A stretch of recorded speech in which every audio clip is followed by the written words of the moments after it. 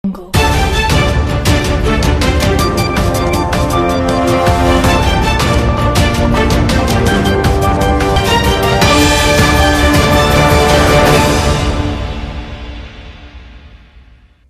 News ముఖాముఖి కార్యక్రమానికి స్వాగతం.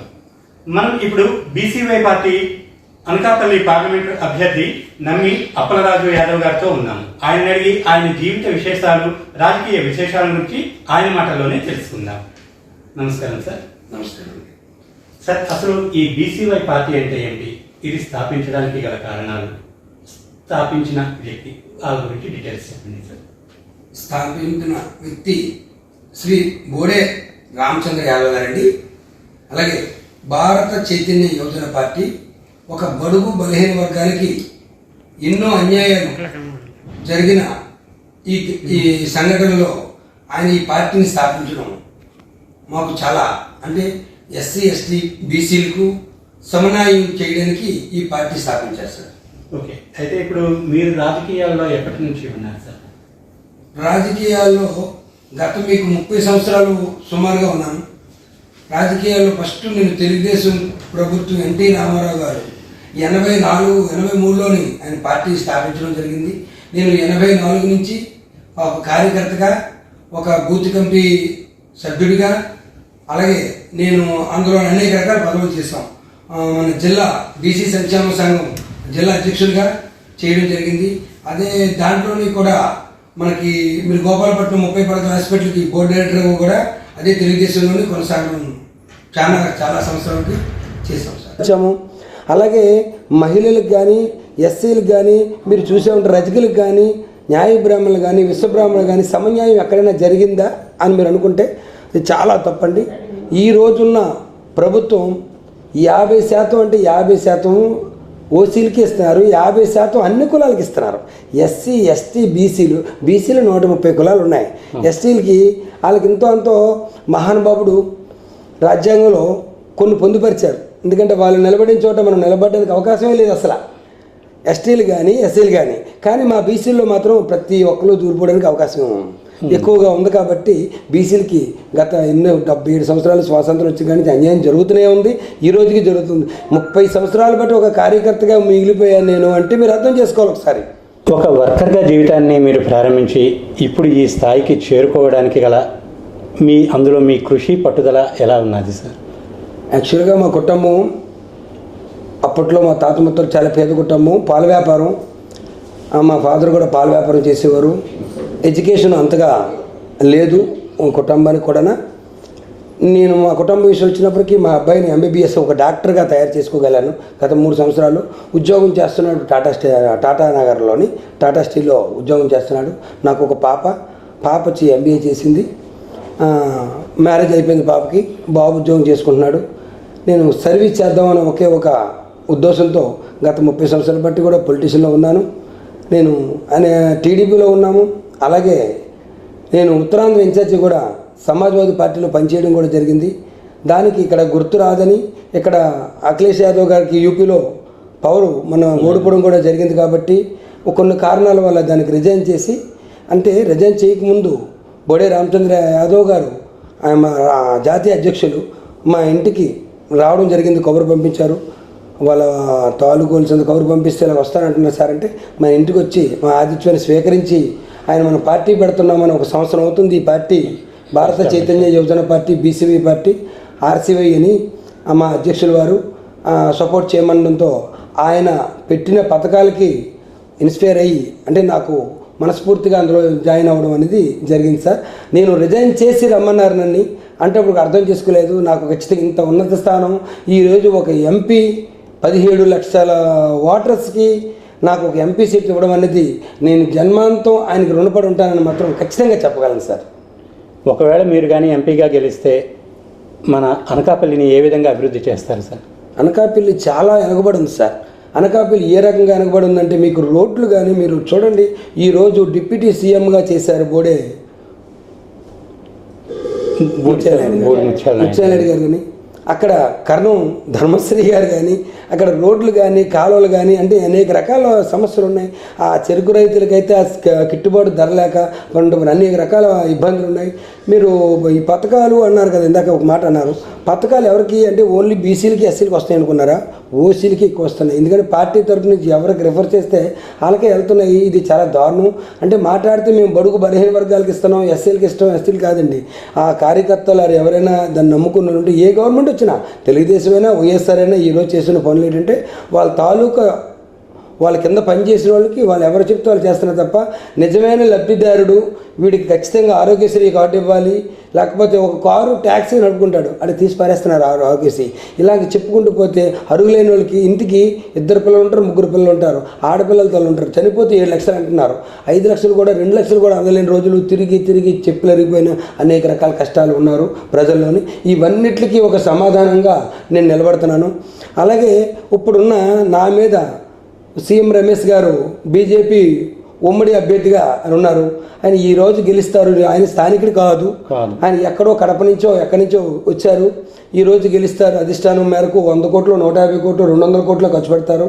ఆ ఖర్చు పెట్టి ఈరోజు మందు మీరు టీవీల్లో చూసుంటారు. స్వయంగా పట్టిన ఎంత బందోబస్తు చేస్తున్నప్పటికీ కూడా ఈ మన ఎలక్షన్ కమిషనరు ఎన్నో రూల్స్ స్టిక్ చేసినప్పటికీ కూడా కొన్ని లక్షలు బాటిల్ దొరకడం అనేది ఏ స్థాయిలోని ఇక్కడ కరప్షన్ జరుగుతుంది.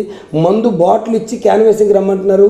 మరి మా లాంటి వాళ్ళు 100 లక్షలు కూడా ఖర్చు పెట్టలేని పరిస్థితిలో మేము ఎలాగా గెలడానికి ప్రయత్నించాలి? ప్రజల్లో చైతన్యం తీసుకురావాలి. ముఖ్యంగా 4 లక్షల జనాభా ఉన్న మాకు అనకాపల్లి జిల్లా నుంచి, అనకాపల్లి పాకిరాయపేట కాడి నుంచి ఇక్కడ పెందుర్తి నియోజకవర్గంలో మనం ఉంటున్నాం. ఇప్పుడు మా నివాసంలో మీరు ఇంటర్వ్యూ తీసుకుంటున్నారు కాబట్టి ఇది కూడా ఇది అనకాపల్లి జిల్లా కింద వస్తుంది. అలాగే ఈయన ఎన్నో రకాల అన్యాయం జరుగుతున్నాయి కాబట్టి దీన్ని ఖండిస్తాం. ఎట్టి పరిస్థితుల్లోని మా యాదవులందరూ ఒక ఏకస్తులయ్యి నన్ను అనేక రకాల సమస్యల మీద పోరాటం కూడా చేశాము. ఎవరో కొంతమంది వస్తారు, బుడబొక్కలు వాళ్ళు వస్తుంటారు. వాళ్ళు వస్తారు ఏంటంటే 4 మాటలు చెప్పిస్తే ఇక్కడ ఏదో చలామణి అవుతుందని కొంతమంది తిరుగుతున్నారు. వాళ్ళందరూ నిలబడలేని పరిస్థితి. నిజాయితీగా ఉన్నోళ్ళకి పట్టం కడతారని ముఖ్యంగా మా యాదవ నాయకులు, యాదవులు కానీ మా ఓటర్స్ కానీ నాకు పూర్తిగా నమ్మకం ఉంది. నన్ను గెలిపించి విజయబాటలో నడిపిస్తారని మా కులం తరపు నుంచి మాత్రం నిజంగా నేను వాళ్ళ కృతజ్ఞతలు చెప్పదలుచుకున్నాను. ఎందుకంటే ఎస్సీలు బీసీలు కంపల్సరీగా వేస్తారు. ఎందుకంటే వీళ్ళిద్దరూ అక్కర్లేదు అనుకున్న వాళ్ళు ఖచ్చితంగా నాకు సపోర్ట్ చేస్తారు. దాంతోపాటు మా ఈ సామాజిక వర్గం, ముఖ్యంగా యాదవ సామాజిక వర్గం ఎంత అన్యాయం జరిగిందో తెలుసా సార్? ఉత్తరాంధ్ర మొత్తం మీద ఒక్క ఎమ్మెల్యే కానీ ఒక్క ఎంపీకి కానీ వీళ్ళు సీట్లు ఇచ్చారండి. ఎంత అన్యాయం ఉండేది. నేను దీన్ని పూర్తిగా ఖండిస్తున్నాను. అలాగే తెలుగుదేశం పార్టీ ఏం చేస్తుంది? గత ఎన్ని సంవత్సరాలు పెట్టి మీకు చూసిన ఒకే ఒక సీట్ ఇస్తుంది. అలా గాజు ఒక సీట్ ఇస్తుంది. అప్పుడు 102 ఇక్కడ ఉండేది విశాఖపట్నంలో. నాకు తెలిసిన కాడి నుంచి ఒక సీట్ ఇస్తున్నారు. ఈ నామినేట్ ఈ యాదవులు ఉన్నారని ఏదో నామినేట్ పదవులు ఇస్తున్నారు. ఇచ్చిన పవర్ ఇస్తారు కానీ పదవి అనేది లేదండి. ఈరోజు మేయర్ గారి పరిస్థితి కూడా అలాగే ఉంది. మీ యాదవులు బోల్డ్ పదవులు ఇచ్చారంటున్నారు. అసలు ఏ పవరు మనల్ని యూజ్ చేయనివ్వరండి. ఓన్లీ ఒక డమ్మీ క్యాండిడేట్ల కింద వాడుతున్నారు. ఈ గవర్నమెంట్లో కదా ఆ గవర్నమెంట్ కూడా అలాగే జరుగుతూనే ఉంది. ఈ అన్యాయాలు చూడలేక మన బోడే రామచంద్ర యాదవ్ గారు అనేక రకాలు మీరు చూస్తూ ఉంటారు. టీవీలో ఇంటర్వ్యూలు ఇచ్చారు. ఆయన ఎంతో కష్టజీవి. ఉద్యోగ మేళాలో అయితే మొన్నైతే మీకు 80,000 మంది ఇంటర్వ్యూకి వస్తే అందులో స్పాట్లో 36,000 మందికి చిన్న ఉద్యోగాలు అండి. అది ₹1,00,000 2 లక్షల ఉద్యోగాలు కాదు.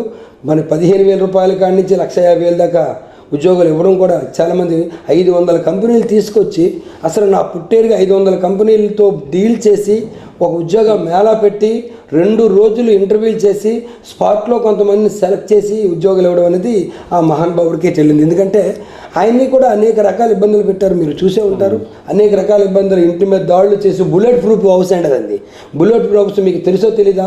ఆ ఇల్లుని చంపేద్దామని 300 మందిని పెద్దిరెడ్డి రామచంద్రరెడ్డి ఈరోజు మినిస్టర్గా ఉన్న ఆయన పంపించి ఇంత దారుణాలు చేశారు. ఈరోజు రోడ్ల మీద తిరుగుతుంటే వాళ్ళ బళ్ళు ఎరగొట్టడం మీరు చూసే ఉంటారు. సోషల్ మీడియాలోని రాలేసి కొట్టడం, అనేక రకాల బూతులు తిట్టు అంటే కొట్టడానికి చంపేయడానికి కూడా వెనకట్లేదు. ఎంతోమందిని చంపడం కూడా జరిగిందనేసి మనం వినడం చూస్తున్నాం. కాబట్టి దానికోసం ఇది చాలా ఖండించవలసిన విషయం. ఇలాంటి దారుణాలు జరగకుండా ఉండాలంటే బోడే రామచంద్రరావు గారు ఆయన నాయకత్వం కావాలని, ఈసారి కాకపోతే 2029 ఖచ్చితంగా ఆయన సీఎం అని చేసుకుంటామని గట్టి నమ్మకం అయితే మాకు ఉంది సార్. ఒక రాజకీయ నాయకుడిగా ఉన్న మీకు కుటుంబం నుంచి మద్దతు, సపోర్ట్ ఏ విధంగా లభిస్తుంది సార్? కుటుంబం సభ్యులతో మా ఇంట్లో మా వంశంలోని ఎవరూ రాజకీయ నాయకులు కారు సార్. ఈ సొసైటీలో జరుగుతున్న కుళ్ళును చూసి నేను ఒక్కడనే, మా పిల్లలకి ఎవరికి పెద్ద రాజకీయం అంటే ఇంట్రెస్ట్ లేదు. అంటే పాప పెళ్ళి అయిపోయింది, సెటిల్డ్, నాకు మంచి హెల్పింగ్గా ఉంటుంది. అంటే ఈ ఎలక్షన్లో ఏమేమి చేయాలో, ఎలా చేయాలా, పర్మిషన్లు ఎలా పెట్టాలి, ఏ రకంగా చేయాలని. అలాగే నా మిత్రులు లోకనాథం అని ఒక వ్యక్తి ఉన్నారు, లాస్ట్ టైం ఎమ్మెల్సీకి కూడా పోటీ చేస్తున్నారు. ఆయన పూర్తిగా సపోర్ట్ నాకు.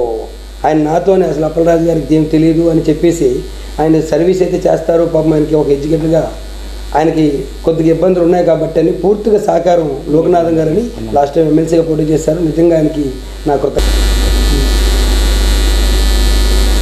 ప్రస్తుత పరిస్థితుల్లో ఒక్కొక్క ఓటుకి 2,000, 5,000 ఇస్తామంటున్నారు. అదేవిధంగా మొన్న పొంగనూరులో వాచులు పంచే టైంలోని ఎలక్షన్ కమిషన్ వాటిని పట్టుకున్నారు. సో ఇటువంటి సంఘటనలు జరుగుతున్న నేపథ్యంలో మీరు తప్పనిసరిగా గెలుస్తాను, లేదా మీరు ఏ విధంగా వీటిని ఎదుర్కొంటాను అని అనుకుంటున్నారు సార్? వాచ్లు అంటే గోడ గడియారాలు సార్, మీరు అందాక అడిగారు. గోడ గడియారాలు ఎలక్షన్ కోడ్ రాకముందండి, ఎలక్షన్ కోడ్ కూడా లేదు. ఎవరికి వాళ్ళు వాళ్ళ ప్రతిమ నిలబెట్టుకోవడానికి అనేక రకాలుగా చీరలు పంచారు, రకరకాల డబ్బులు పంచారు, అన్నీ చేశారు. ఎలక్షన్ కోడ్ రాకముందే ముందు చాలామంది సెటిల్ చేయడం. అయితే అదే సమయంలో 10,000 గడియారాలు ఆయన ఒక దగ్గర బుక్ చేసి పక్కా బిల్స్తో ప్రజలకి ఆయన గుర్తుగా గోడ గడియారాలు ఇవ్వడానికి వస్తే కంటైనర్ని సీజ్ చేస్తారు. సీజ్ చేసిన కంటైనర్ గడియారాలను పెట్టలేదండి, పోలీస్ స్టేషన్ తీసుకెళ్ళి లిక్కర్ పక్క రాష్ట్రం నుంచి, కర్ణాటక నుంచి తీసుకొస్తున్నాం పెట్టడం అనేది ఇది చాలా అన్యాయం. ప్రజలందరూ ఒక తిరుగుబాటుగా చేయకపోతే ఇలాంటి ఆర్థిక నేరస్తుల్ని ఎంకరేజ్ చేయకూడదు అనేదే ఫస్ట్ మెయిన్ టార్గెట్ సార్. ఇప్పుడు అంటే ఎలక్షన్కి సంబంధించి ఓటుకి నోటు, అంటే ఓట్లకి డబ్బులు పంచుతారు అనే పబ్లిసిటీ కూడా అది కూడా ఓటుకి ఈసారి అంటే జనాల్లో ఎక్కడికైనా క్యాన్వాసింగ్ తీసుకెళ్తారంటే వీళ్ళంతా స్వచ్ఛందంగా వస్తున్నారు అనుకుంటున్నారు. మీరు స్వచ్ఛందంగా రావట్లేదండి. ఇవాళ తీసుకెళ్తే ఆ సాయంత్రం 500 రూపాయలు, వాళ్ళకి బిర్యానీ, అది బీర్లు విచ్చలవిడిగా బయట ఇంకేం లేదు. ఆ బీర్లు మన పోలీసు వ్యవస్థ ఏం చేస్తుందో నాకైతే కొద్దిగా ఆశ్చర్యంగా ఉంది. నేను టీవీ చూస్తుంటే మొత్తం బీర్లు నడి రోడ్డు మీద బీర్లు పట్టుకెళ్ళడం పట్టపగులు. కొన్ని సాయంత్రం వెళ్ళినప్పుడు వాళ్ళు కొనుక్కొని వెళ్తున్నారు అనడానికి లేదు. అది కొన్ని లక్షలు బాటిల్స్ వాళ్ళకి ఇచ్చి తీసుకెళ్తున్నారు. ఇది చాలా ఇలాగానే తీసుకెళ్తే ఇప్పటికే మనకు 12 లక్షల కోట్లు మన రాష్ట్రానికి అప్పు ఉంది. ఆ అప్పు తీర్చాలంటే వీళ్ళకి జనాలకు అసలు ఓటు విలువ ముందు ఫస్ట్ తెలియాలి సార్. ఓటు విలువ అసలు దాని ఓటు విలువ ఎవరన్నా కట్టగలరా? ఓటు విలువ కట్టడం అంటే అది అసలు ఒక నాయకుడిని ఎంచుకుంటే ఆ నాయకుడు ఈ వేసిన ఓటు ఆ నాయకుడి మీద ఎంత ప్రభావం చూపిస్తుంది. ఒక దొంగోడికి ఓటు వేశారనుకోండి, ఒక ఆర్థిక నేరస్తుడికి ఓటు వేశారనుకోండి, ఆ ఓటు ఎంత దారుణంగా ఉంటుందో తెలుసా? వీరు ఖర్చు పెట్టిన 150 కోట్ల రూపాయలతో పాటు ఇంకొక 10,000 కోట్లు సంపాదించడానికి ప్లాన్ చేస్తాడా? ఇది ప్రజా సేవ చేయడానికి వస్తున్నారు. ఒకసారి చెప్పండి సార్ మీరు. ఇప్పుడు మాలాంటి బడుగు బలహీన వర్గాలు అసలు మనం అక్కడికి వెళ్ళాలంటేనే అది పెద్ద బంగారు ఒక ఎంపీ, అమ్మ బాబోయ్, మనం అసలు ఆ ఎంపీకి అది 100 కోట్లు ఉండాలట, 150 కోట్లు ఉండాలంటే ఒక ఎలక్షన్ కమిషన్ ఏం చెప్పారు సార్? 95 లక్షల రూపాయల లోపు ఖర్చు పెట్టి చేయమన్నారు. అది చాలా ఎక్కువ నా దృష్టిలో. 95 లక్షలు మీరు బళ్ళే పెట్టుకోండి, కారులే పెట్టుకోండి, మనం మ్యానుఫ్యాక్చర్లు ఇవ్వండి. అందులోకి ఎలక్షన్ కమిషన్ ₹1 లేకుండా ఈరోజు పర్మిషన్ ఇస్తున్నాయండి. మన వెహికల్ ఏ వెహికల్ కావాలన్నా సరే నేను పర్మిషన్ తీసుకుంటున్నాను, మొన్నటిదాకా తీసుకున్నాను. ఆ ఒక్క వెహికల్కి కూడా ₹1 లేకుండా మనకు పర్మిషన్ నైట్ పర్మిషన్ పెట్టాను సార్. నేను ఎలాగ నాకు ప్రమాణ శాఖ ఇది ఉంది కాబట్టి నామినేషన్ ఉంది. ఈ సందర్భంలో నాకు ఇచ్చారండి, ఇమ్మీడియట్గా నాకు పర్మిషన్ ఇచ్చారు. ఒక్కదాని కొర్రు కూడా ఇక్కడ ఇచ్చాను ఎలక్షన్ కమిషన్ వరకు. నిజంగా మనస్ఫూర్తిగా, ఎందుకంటే ఇంత స్టిక్గా ఉంటే ఇంత దారుణాలు రేపు నోటుకి నోటు ఇంటింటికి డబ్బులు ఎన్ని ఓట్లు ఉన్నాయి మీకు, అసలు ఎవరికి ఎన్ని ఓట్లు పడతాయి, ఈ వాలంటరీ సంస్థను కూడా వాడుకొని వాళ్ళ నేరస్తులుగా చేసేసి రేపు పొద్దున ఉద్యోగాలు పోతాయి. రేపు పొద్దున్న ఈ 5,000 రూపాయల ఉద్యోగం మానిస్తే ఇంకో దగ్గర ఉద్యోగం కూడా దొరకదు ఈ నేరంలో పాల్పొన్నందుకు. ఎందుకంటే డబ్బులు ఆల్సిందే పెంచాలి, ఈజీ. 50 ఇంటికి ఒక వాలంటీర్ ఉంటారు, వాళ్ళని వాడుకొని నీకు 1 లక్ష ఇస్తాం, నీకు 2 లక్షలు ఇస్తాం, ఈ 50 ఇళ్ళకి మనకు ఓటు ఎక్కడ పడుతుందో వాళ్ళకే పంచమని మీరు ఇవన్నీ టాకులు చాలా మట్టుకు ఒక వాయిస్ నడుస్తుంది. వాళ్ళకి ఇంత డబ్బు రోజుకి మేము ప్రచారంకి వెళ్ళాలనుకుని మాకు భయం వేసేస్తుంది. స్వచ్ఛందంగా 100 మంది, 10 మంది, 20 మంది వస్తారు, కానీ 1000 మంది వచ్చారండి. అసలు ఇన్ని జెండాలు మాకు అన్ని కండిషన్స్ పడుతున్నారు. 2 జెండాలే పట్టుకెళ్ళాలా, ఇన్ని బళ్ళే వెళ్ళాలంటున్నారు. ఇంత విచ్చలవిడిగా వీళ్ళు డబ్బులు ఖర్చు పెడుతున్నారు. అది వీరు ఎలక్షన్ కమిషనర్ దృష్టిలోకి వెళ్ళి వీరికి తీవ్రంగా ఇలా ఖండించాలి. అసలు ఎలక్షన్లో ఇంత ఖర్చు పెట్టిన వాళ్ళకి అసలు ఓటు అసలు డిస్క్వాలిఫై చేయాలనేది నా ప్రధాన అజెండా సార్. ఈసారి ఎలక్షన్స్ని అన్ని పార్టీలు ప్రతిష్టాత్మకంగా తీసుకుంటున్నాయి. అదే నేపథ్యంలో మద్యం ఏర్లై పారుతుంది, డబ్బులు ఇస్తారు, పంచుతారు అనే వినికిడి వినిపిస్తుంది. మీరు మీ నియోజకవర్గంలో ఓటుకి ఏమైనా డబ్బులు ఇచ్చే అవకాశం ఉందా? ఓటుకి డబ్బులు ఇచ్చారంటే ఈ బడుగు బలహీన వర్గానికి అసలు బోడే రామచంద్రరావు గారు పూర్తిగా వ్యతిరేకం అండి. ఇదే మీరు అన్నారు అందరూ వాళ్ళు డబ్బులు ఇస్తున్నారని. వాళ్ళు డబ్బులు ఇచ్చి తీసుకొని అంటే మేము ఒక సీక్రెట్ మ్యాటర్ ఏంటంటే డబ్బు వాళ్ళ దగ్గర తీసుకోండి, నిజాయితీపరుడికి ఓటు ఎవరికి వేస్తావో అని ఆలోచించుకొని ఓటు వేయమన్నాను. నాకేమని కాదండి, నిజంగా సర్వీస్ చేస్తాడు, వీడు స్థానికుడు, ఖచ్చితంగా ఎప్పుడైనా వీడిని పిలిటి పట్టుకొని మాకు ఈ అన్యాయం జరిగినప్పుడు మాకు ఎందుకు మీరు అండగా ఎందుకు ఉండలేరు అని చెప్పేసి అడిగే వాళ్ళకి అధికారం ఇస్తూ మేము కూడా డబ్బు వాళ్ళ దగ్గర తీసుకోండి, ఎందుకంటే మీ దగ్గర తినే డబ్బులే కొన్ని వేల కోట్లు వీళ్ళు తినేసిన డబ్బుగా మీకే పంచుతున్నారు కాబట్టి ఖచ్చితంగా డబ్బులు తీసుకుంటారు. ఖచ్చితంగా ఆ టైం వచ్చినప్పటికి మాత్రం మాకు పూర్తి మద్దతు ఇస్తారని నమ్మకం అయితే ఉంది సార్. అంటే డబ్బులు వాళ్ళ దగ్గర తీసుకోండి, ఓటు మాకు వేయండి. 100% నేను పబ్లిక్ చెప్తున్న డబ్బులు వాళ్ళ దగ్గర తీసుకోండి. ఇచ్చినప్పుడు డబ్బులు మీ డబ్బులు మీకే ఇస్తున్నారు. వీళ్ళు ట్యాక్సుల రూపంగా ప్రతి మన బొత్తాయి కాడి నుంచి మనకు దారం కాడి నుంచి ప్రతి దగ్గర మన దగ్గర వసూలు చేసిన ట్యాక్సులు కానీ వాళ్ళ ఇంట్లోనే వాళ్ళ బాబుగారు సొమ్ము ఎవరికి ఇవ్వట్లేదండి. మేము ప్రతి ఇన్కమ్ ట్యాక్స్లు కడుతున్నాం, సేల్స్ ట్యాక్స్ కానీ సర్వీస్ ట్యాక్సులు కానీ అనేక రకాల ట్యాక్సులు, చెత్త పన్ను కూడా వేస్తున్నారు. ఈ గవర్నమెంట్ వచ్చి చెత్త పన్ను కూడా వచ్చింది. మన డబ్బులు మనకి ఇప్పుడు కరెంటు బిల్లు ప్రతి చిన్న కుటుంబం 200 రూపాయలు కరెంటు బిల్లు ఎక్కువ వచ్చేది కాదు తెలుసా మీకు? ఈ రోజు 2000 రూపాయలు మామూలు పేదవాళ్ళ ఇంటికి 2000 రూపాయలు వస్తుంది. చిన్న ఏసీ పెట్టుకున్న 3000 వస్తుంది. అంటే ఇంత దారుణం.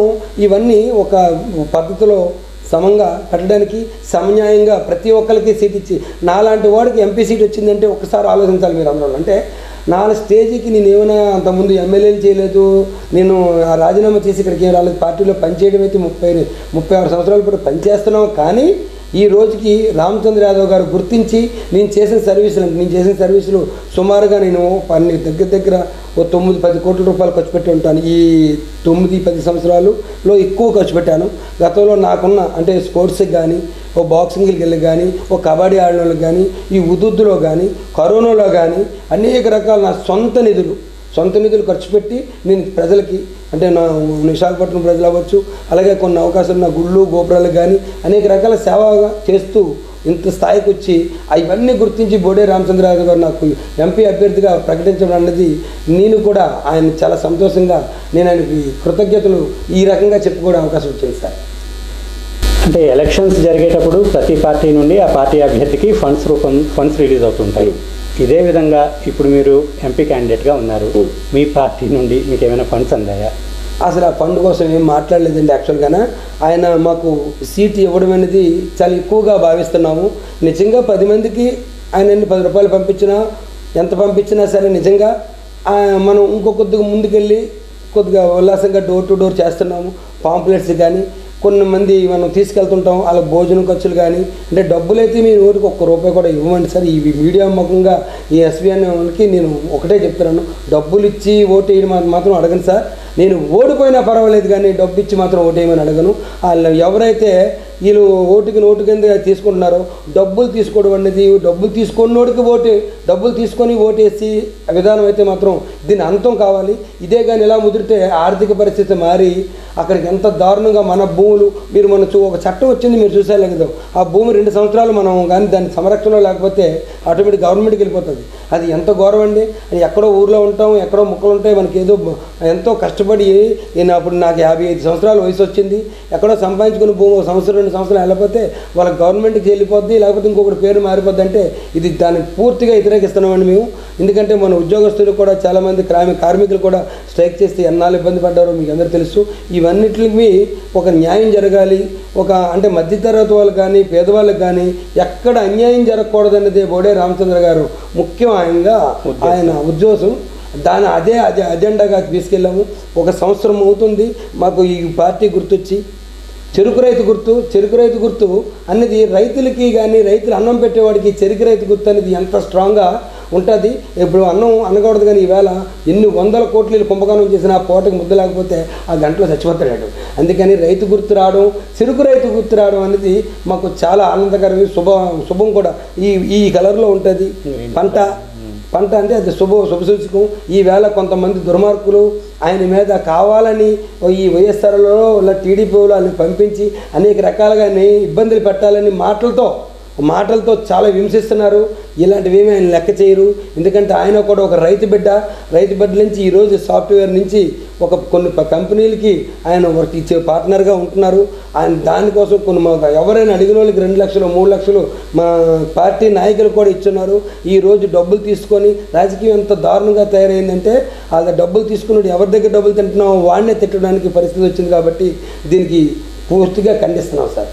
ప్రతి రాజకీయ పార్టీకి పునాది కార్యకర్తలు అంటారు. అటువంటిది ఇప్పుడు మన పార్టీకి కార్యకర్తలు ఏ విధంగా ఉన్నారు, వాళ్ళ నుంచి మీకు ఏ విధమైన సపోర్ట్ లభిస్తుంది?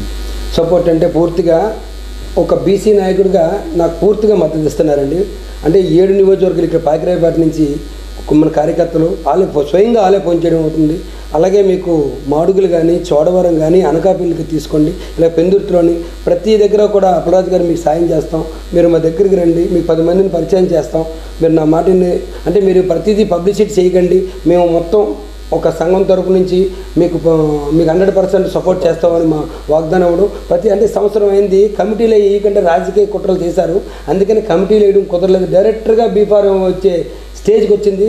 వాళ్ళు తాత్కాలిక కమిటీలు వేశారు, అందులో కూడా మార్పులు చేర్పులు వచ్చాయి. కాబట్టి ఈ ఒక యుద్ధ ప్రాతిపదికంగా ఈ ఎలక్షన్కి ముందుకు వెళ్దామని ఆల్రెడీగా 8 మంది ఎంపీలకు ఇచ్చారు, 50 మందికి సుమారుగా ఎమ్మెల్యేలు కూడా ఇచ్చున్నారు. ఇవాళ రేపు కొంతమందికి వాళ్ళు కూడా ఫుల్ఫిల్ చేస్తారు. అంటే ఇంట్రెస్ట్గా ముందుకు వచ్చిన వాళ్ళకి వాళ్ళని ఏ రకంగా ముందుకు వస్తారు, వాళ్ళు ఏ రకంగా ఎంకరేజ్ చేయాలనేది మన అధ్యక్షుల వారికి బాగా తెలుసు. ఆచితూచి అంటే రౌడీ సెటిల్ ఉన్న వాళ్ళకి కానీ, గోండాయిజం చేసిన వాళ్ళకి కానీ, ఈ భూ సెటిల్మెంట్ చేసిన వాళ్ళకి కానీ, పోలీస్ స్టేషన్ దగ్గర సెటిల్మెంట్లు చేసిన వాళ్ళకి కానీ ఆయన ఎవరూ సీట్లు ఇవ్వదలుచుకోలేదు. అలాగా ఆ ఉద్దేశం ఇచ్చిన సీట్ ఇచ్చి గంట ముందు కానీ తెలిసినా వాళ్ళకి బీఫారం కూడా ఇవ్వడం జరగలేదు. ఆల్రెడీగా నిన్న కూడా ఒకటి జరిగింది. అలాగా దాన్ని కొద్దిగా బాధాకర విషయం ఏంటంటే వాళ్ళు ఎవరైతే వాళ్ళే దీన్ని రివర్స్గా ఆయన అపార్థం చేసుకోవడం అనేది, ఆయన అబాస్పాలు చేద్దామని ఒక ప్యాకేజీ దృష్టిలో పెట్టుకోవడం అనేది చాలా ఖండించవలసిన విషయం సార్. అనకాపల్లిలోని 7 నియోజకవర్గాలు మీరు ఎంపీ అభ్యర్థిగా పోటీ చేస్తున్నారు. అదేవిధంగా 7 నియోజకవర్గాలకు ఎమ్మెల్యే అభ్యర్థులని పార్టీ ఏమైనా గుర్తించిందా, లేదా మీరు ఎవరినైనా రిఫర్ చేసి వీళ్ళని ఎమ్మెల్యే అభ్యర్థులుగా ఉంటే బాగుంటుంది అని ఏమైనా ఆలోచన ఉందా? కరెక్ట్ అండి. అయితే ఈ విషయంలో పార్టీ గుర్తించినవి కొంతమంది అప్లికేషన్ తీసుకోవడం జరిగింది. వాళ్ళ మీద స్క్రూటినీ అవుతుంది. అంటే అది వాళ్ళ బ్యాక్గ్రౌండ్ ఏంటి, వాళ్ళు నిజంగా చేయగలరా లేదా అని. అలాగే కొంతమంది నేను కూడా రికమెండేషన్ చేసి పంపించడం కూడా జరిగింది. ఇవి ఈ 2 రోజులు అంటే రేపు ఎల్లుండిలో కూడా ఈ 2 రోజులు కూడా ఫైనలైజేషన్ అవుతున్నాయి. అంటే ఒకసారి నిలబడిన తర్వాత రేపు అమ్ముడుకు పోకుండా నిలబడగలగాలి. పార్టీ బీఫారం తీసుకున్న తర్వాత అది నిలబడిన రోజునే అది నిజమైన కార్యకర్త అవుతాడు. అది 10,000 ఓట్లు రాని 1,00,000 ఓట్లు రాని గెలని ఓడిపోయినా సరే సింహంలాగా ఉండాలనేది. అది మళ్ళీ రేపు పొద్దున్న నువ్వు కాంప్రమైజ్ అయ్యి ఎమ్మెల్యేలతో లాలజీలు పడిపోయి ఈ పార్టీలు అంటే ఎరాయిస్తుంటారు. ఈ నాయకుని ముందు 10 లక్షలతోనో 50 లక్షలతోనో కోటి రూపాయలతో ఆడుకున్న క్యాబిలిటీ. ఇప్పుడు నేను ఉన్నానంటే మన జాతి నుంచి నేను నిలబడ్డాను అంటే యాదవ్ పబ్లిక్గా చెప్తున్నాను, జాతి నుంచే నిలబడ్డాను. నాకు ఇష్టపడిన వాళ్ళు నా ఫ్రెండ్స్ కాపులు వెలమలు ఎస్సీలు న్యాయ బ్రాహ్మణులు విశ్వబ్రాహ్మణులు అందరూ కూడా నన్ను చాలా అభినందిస్తున్నారు. అప్పలరాజు గారు మీరు ఇంత ఒక చిన్న స్థాయి నుంచి ఈ స్టేజ్కి వచ్చారు కాబట్టి ఖచ్చితంగా మేము సపోర్ట్ చేస్తూ ఉండడం నాకు చాలా ఆనందంగా ఉంది. గెలుపు ఓటములు ఏముంది సార్, అటువంటి పెద్ద మహానుభావులు ఎన్టీ రామారావు లాంటి ఓడిపోయారు. మనం సహజం. అందుకని నేను ముందుకెళ్ళడానికి 100%గా ప్రయత్నిస్తున్నాను. మీ అమూల్యమైన సమయాన్ని మా ఎస్వీఎన్ న్యూస్ ప్రేక్షకులకు అందించినందుకు మీకు ధన్యవాదాలు sir. Thank you sir, thank you. అలాగే మా చెరుకు రైతు గుర్తుకేసి నాలాంటి వాళ్ళని ఎంకరేజ్ చేస్తారని అనకాపల్లి ప్రజలందరినీ నేను రిక్వెస్ట్ చేసుకుంటున్నాను. ఎందుకంటే నాలాంటి వాళ్ళని గెలిపిస్తే ఎన్ని రకాలుగానే ఉపయోగపడతాను. ఎందుకంటే మీ సేవకి పిలగానే 1 గంటలో మీ దగ్గర ఉన్న వ్యక్తిని కాబట్టి నన్ను గుర్తించమని నాకు మీ అమూల్యమైన ఓటు ఆ ఓటు వేస్తే ఆ ఓటు విలువ అనేది మీకు కూడా తెలుస్తుందని నేను చెప్పదలుచుకున్నాను. ఈ ఎస్వీఎన్ న్యూస్ వారికి థ్యాంక్ యూ వెరీ మచ్.